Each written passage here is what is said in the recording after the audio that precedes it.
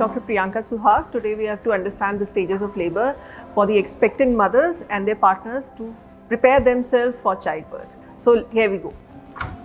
So labor typically consists of three main stages. So let's discuss them one by one. The first stage of labor is usually divided into early labor and active labor.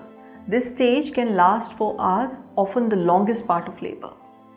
Early labor contractions are typically mild and irregular, becoming more regular and intense during active labor.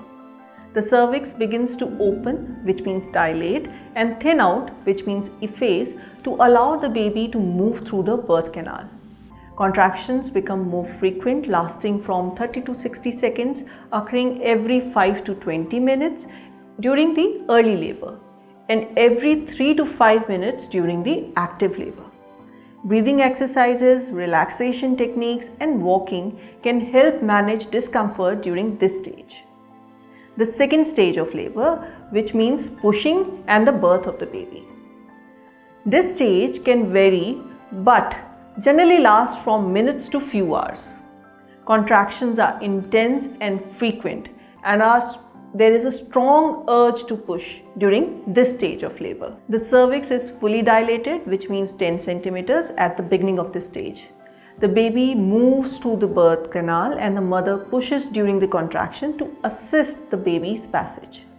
The baby is born during this stage and it ends when the baby is completely delivered. The third stage of labor, which means the placental delivery, usually consists of few minutes after the baby birth. Mild contraction continue to help detach and expel the placenta, that means the afterbirth products, through the birth passage. The placenta separates from the uterine wall and it's typically delivered with a few pushes on or controlled traction. The healthcare providers usually check the placenta for its completeness and to ensure that the mother is stable. It is important to note that the labor experiences can vary from person to person. Additionally, there is a pre-labor stage called the latent labor that can precede the first stage, during which contractions may be mild or irregular. If you suspect you are in labor or have any concerns, please contact your healthcare provider for guidance. During labor, continuous support from a partner or a doula or a healthcare provider can be beneficial. Pain management options such as epidurals, TENS, or even Entonox may also be discussed with your healthcare provider and considered based on your birth plan and preferences. Remember that every labor is unique and the information provided here is a general overview.